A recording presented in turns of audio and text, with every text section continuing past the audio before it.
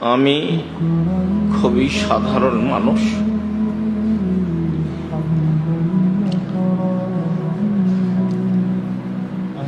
না আছে আমার কাছে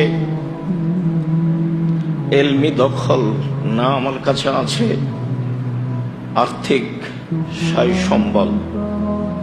আমি নিঃস্ব মানুষ।